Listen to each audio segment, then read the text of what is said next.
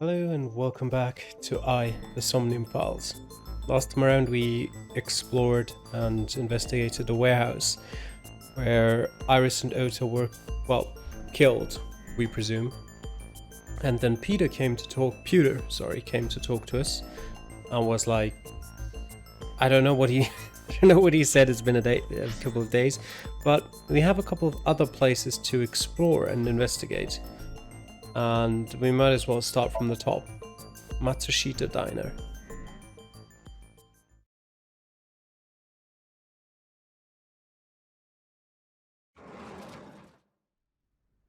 The place was silent.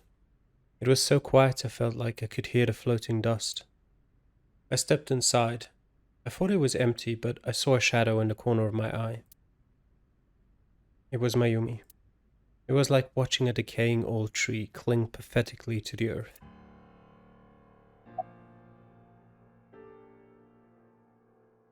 Do you want to talk about it?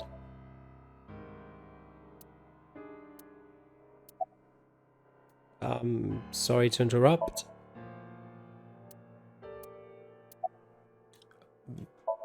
She's looking at photographs in her hand. About Ota. This is your fault. I heard from the police. Because you didn't take care of Iris, my boy Ota got involved. Date, I looked into the investigation report. Mayumi confirmed Ota's body early this morning. I see. I'm sorry. I want to be alone right now. Did you not hear me? I said leave!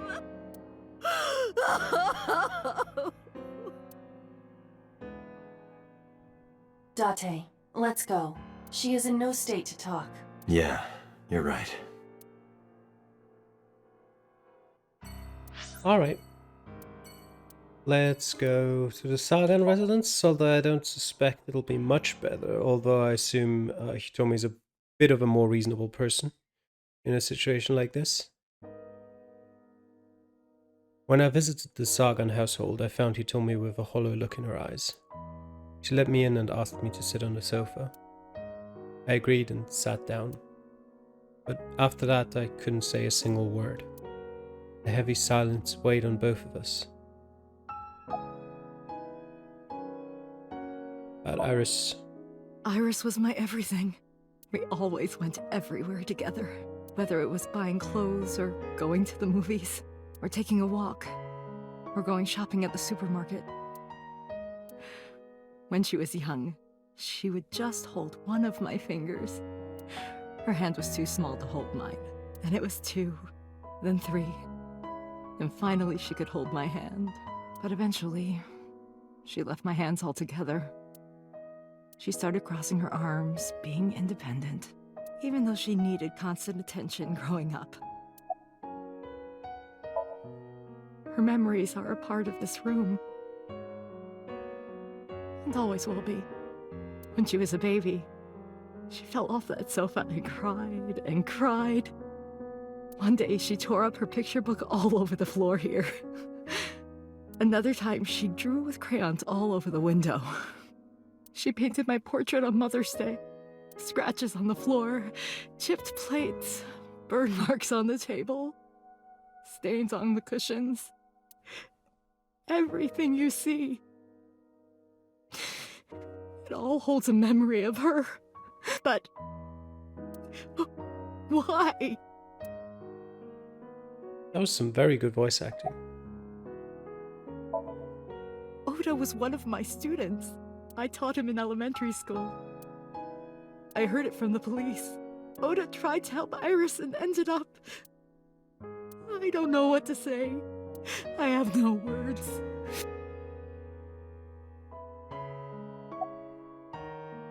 You think of any information? Hitomi, my entire focus is on this case. Is there anything at all you can tell me?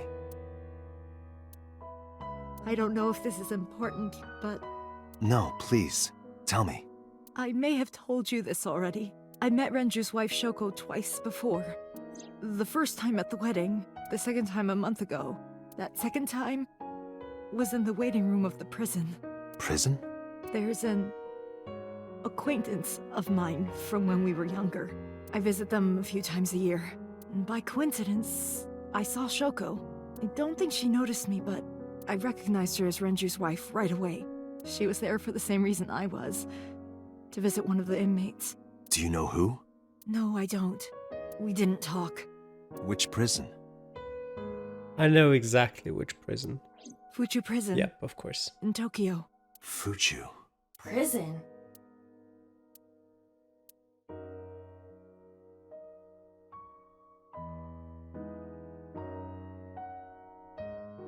I'm sorry to have bothered you. I'll be going now.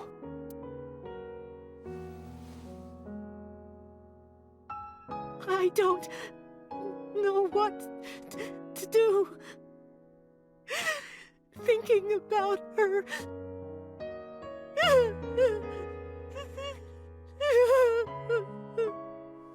Dante, please, you have to catch them. That was less good voice acting. Please. Please. I will. Trust me.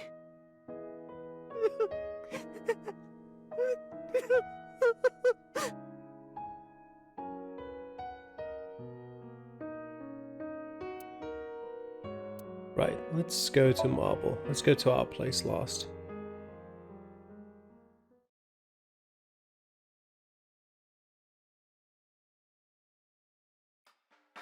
Are you okay, honey?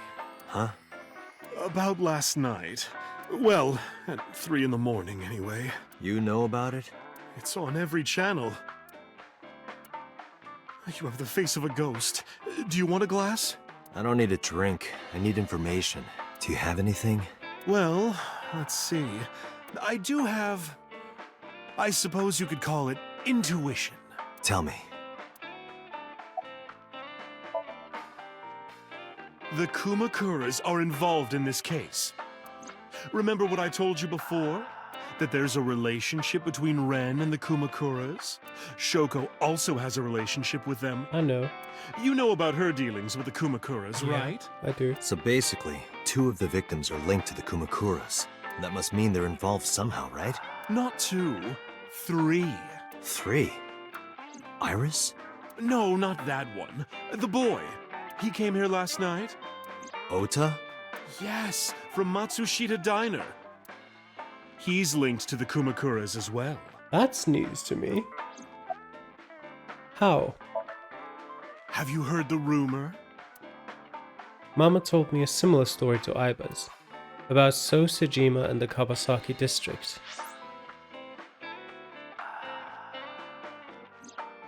The basic idea is this. 8 years ago, So sold his land in the Kabasaki district for 30 billion yen. Half a year later, an explosion at the chemical plant caused the land prices to drop drastically. So bought back the land for 1 billion yen. Almost like he knew beforehand that the accident would happen. Did So blow it up or conspire to blow it up? No, that wouldn't make sense. So wouldn't gain anything from that. He would end up with 29 billion in cash and 1 billion in land. It's a net zero. But there's more to the story. The Kumakuras own a handful of real estate companies. They of course look legit, but they're Yakuza fronts. I'll call those real estate companies the KE to keep it simple for you. The KE followed in So's footsteps. They bought up land in Kabasaki.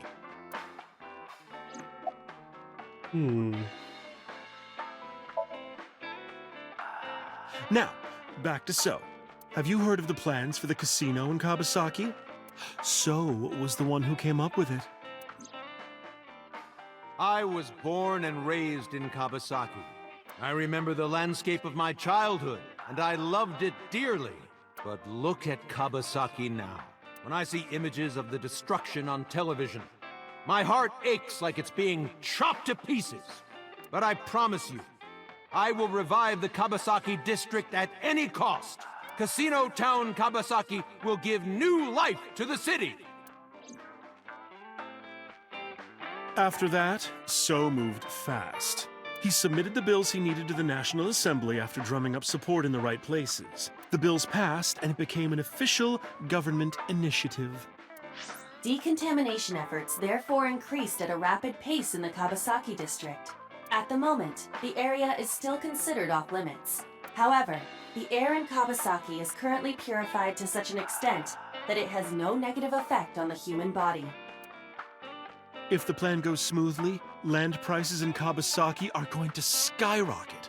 And all that land is owned by the KE. And by So himself. The land he bought back for $1 billion will be worth 10 times that soon. He's involved in some shady business. This is just another rumor, but the chemical plant exploding was no accident. It was done intentionally. By So and the Kumakuras, you mean? But there's no hard evidence of that. It's just gossip. What were we talking about again? Ota and the Kumakuras. Oh, right. You know how Matsushita Diner is close to the Kabasaki district? Mm-hmm. The chemical plant explosion made times hard. Foot traffic went down, sales declined. No wonder it closed down. Ota must hold a grudge. Someone caused that explosion. And if it was intentional, he'd hate them even more. That's how I link Ota to the Kumakuras. Alright. Thank you, Mama. I don't know if what you told me will lead to anything, but... Oh, sorry. I didn't mean to waste your time. No, it was very helpful.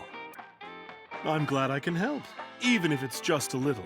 Well then, be seeing you. Come back anytime. Alright. Then let's go home for a second.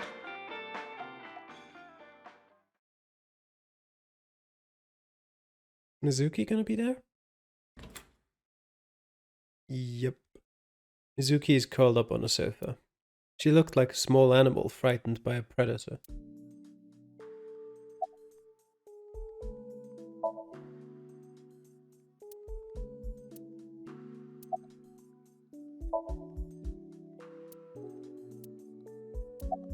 It doesn't look like we're gonna talk. Mizuki must know about Iris and Ota. Of course. The news was distributed heavily across the internet, not just in Japan, but worldwide. 3 days ago, Mizuki discovered her mother's body. 2 days ago, her father's. This morning, 2 of her best friends. It is completely understandable that she is at her mental limit. Can I be left alone for a while? Are you okay? Yeah. She certainly didn't seem so, but I can't stay by her side forever. Aiba, contact Abyss. See if they can get Mizuki a good counselor. Understood. I stayed with her for a little while, but we didn't speak. Having nothing more to say, I left. Alright, back to headquarters.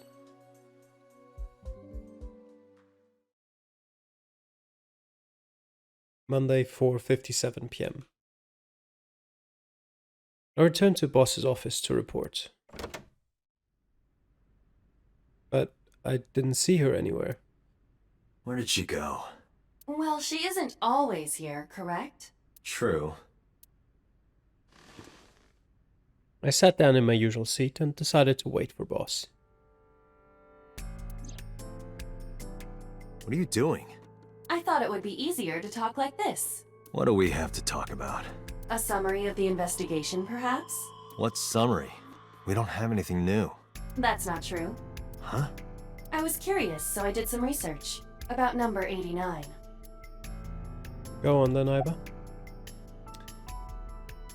What's his real name? Unknown. You don't know? No such person is listed in the family registry. It is possible he is a foreigner, but his nationality is unknown. However, I believe it is safe to say that he was born and raised in Japan. Who is he?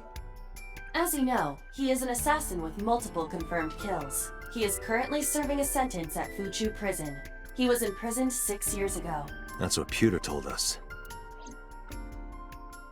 After his fourth murder, he was arrested by the police. Oh, right, that's what Peter was telling us.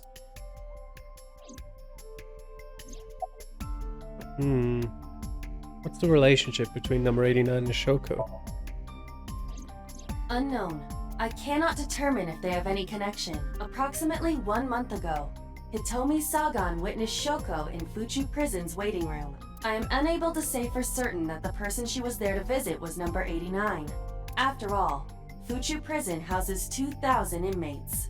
But number 89 knew Shoko's name. I know who killed Shoko Nadami. That must mean that he knew her somehow. It is possible. What about number 89 and the new Cyclops serial killings? Pewter claims that there were 2 culprits behind the original serial killings. One was the former chairman of the Kumakuras, Rohan Kumakura. But Rohan committed suicide last year. That leaves 1 culprit still alive, number 89. But number 89 couldn't possibly have committed these crimes. He was in jail when each of the murders occurred. Correct. However, I do not believe it is accurate to claim that he had nothing to do with the incident. I know who killed Shoko Nadami. If he was telling the truth, his involvement is possible. Let's talk to him. Let's talk to number 89. I don't know if he's telling the truth or if he's full of it, but he's our last remaining loose end. Alright. However, we need not go to him. We can bring him to us. If we plan on syncing with him, it would be more efficient. Can you arrange that? I can. After cutting through some red tape, number 89 was to be brought to HQ. It took considerable time to arrive, but for some reason Boss never showed up. Monday, 8:56 p.m.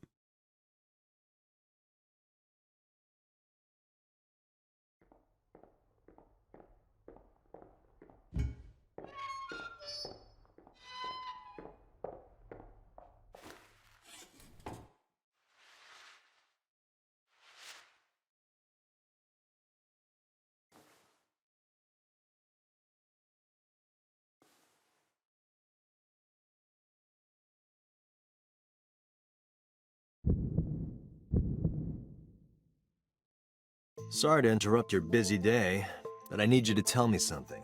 I'd appreciate your cooperation. Right. Pewter? Where is he? Crystal, a camera used for interrogation. Okay, that's fine. What are you doing? There's a mirror.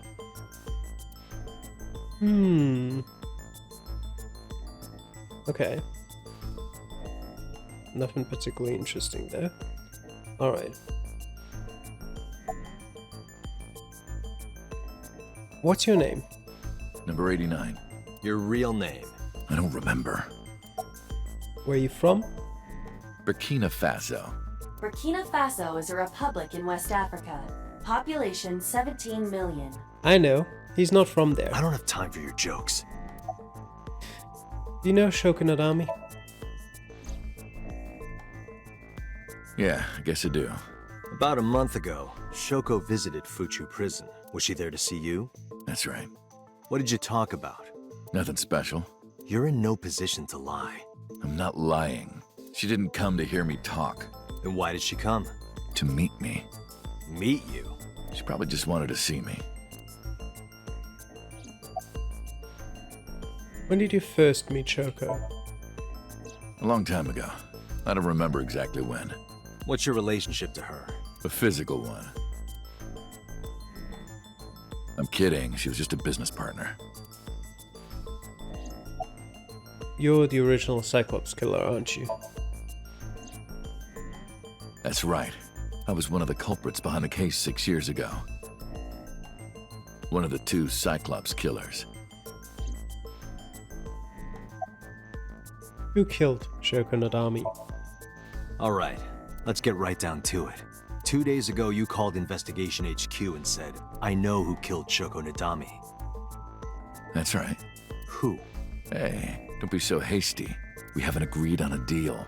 You're gonna let me out of prison, right? It's done. You've got a deal. All right. But to explain it properly, I need to tell you a story.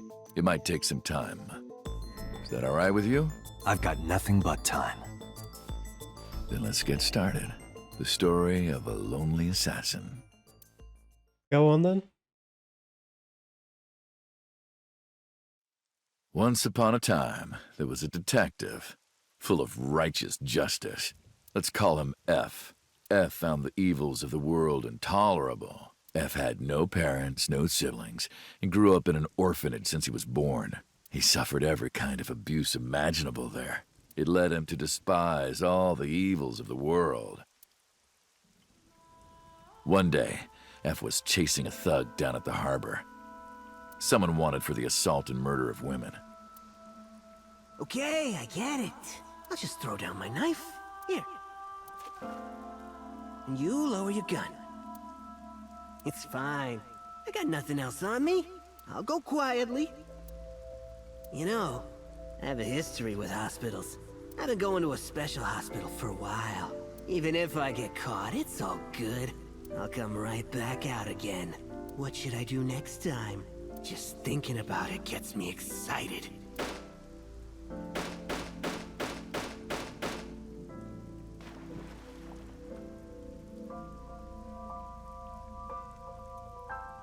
The culprit was unarmed, but F never served a day in prison. The case went to trial for some time, but it was determined to be self-defense, and he was declared innocent. If the truth got out, it would be a huge scandal for the police. People at the upper level were terrified of what might happen, so they had evidence fabricated. F wasn't suspended or disciplined at all. After a while, he returned to his job like nothing happened.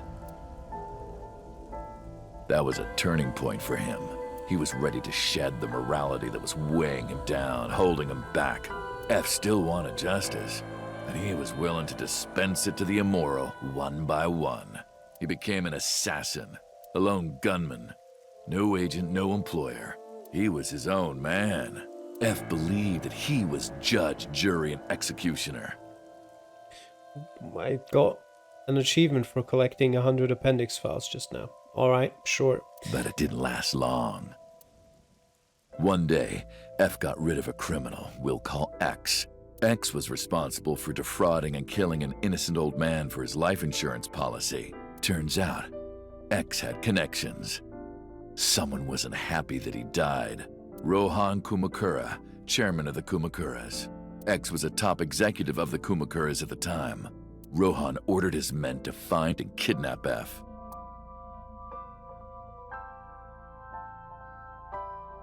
I've done some research. I know you've cleaned up at least 18 pieces of scum from this earth. But somehow there hasn't been a single criminal investigation. They're all treated as suicides, accidents, or natural causes. Amazing work. I'm impressed. How about you work for us? Of course, you have the right to say no, but it'll be the last word out of your mouth. F was trapped. Even if he somehow survived, he would be looking over his shoulder for the rest of his life. He had no choice but to take Rohan's offer. Thus, F's self-employment came to an end. That's the room we saw in Iris's sink. He became a hired gun of the Kumakuras. Rohan even gave him a code name, Falco, named for the falcon, a bird of prey.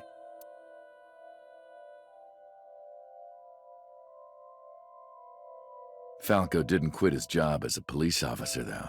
He worked as a detective by day, assassin by night at the will of the organization. An ordinary killer would need motive to take a life, but not Falco. He did as he was told, one target after another.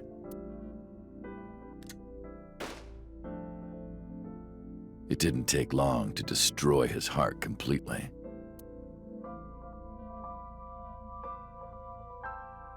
Time passed, and a few years back, Falco, who by this time was exhausted in body and spirit, made a fatal mistake.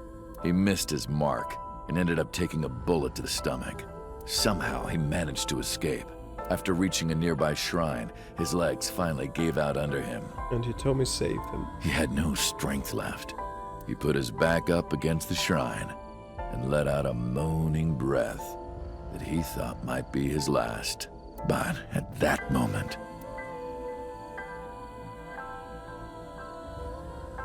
in his darkening vision, he saw a woman approach him. He watched her take out her phone and dial for help.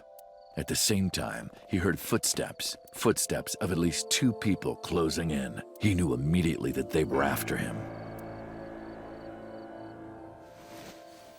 He sprung into action, grabbing the woman and pulling her close, kissing her to keep her from talking.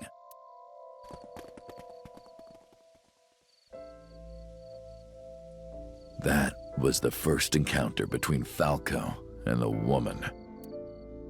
She was a teacher at some school. It was like she was from a totally different world than him.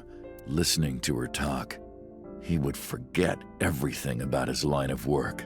She was his only contact with the ordinary, mundane world.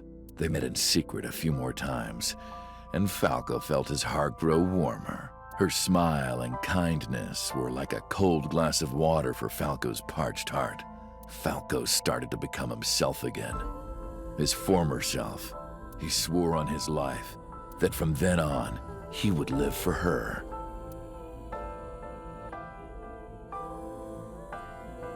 So, you want to go clean? Fine. Do as you please. You've done a lot for us.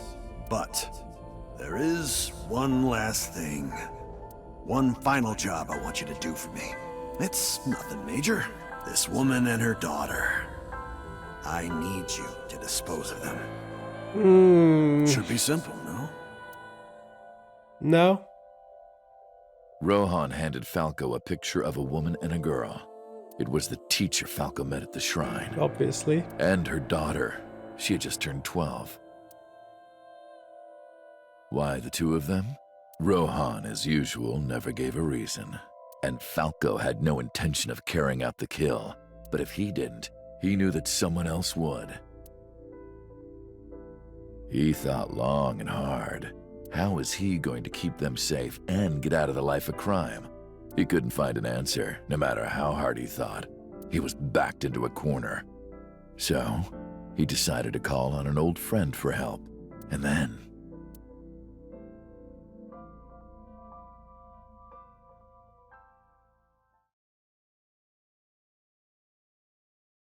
Silence.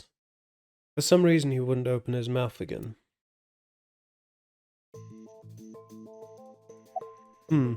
Why did you stop? Why did you stop? Is that the whole story? Was that the whole story? You mentioned a detective. Obviously he was talking about himself. You mentioned a detective. What's the connection between that and Shoko? What's the connection between that and Shoko? Answer me. Hey, answer me. This is a transaction, remember? Until I get a guarantee that you'll uphold your end of the bargain, I'm not telling you anything else. I'll give you half up front, half later. If you want to hear the rest of my story, you better start the release procedures. Once they've cleared, I'll tell you everything. Date, it is unlikely that number 89 will uphold his promise, even upon release. Pewter. Yes? Start the preparations. For what? What do you think? The sink. We're going in.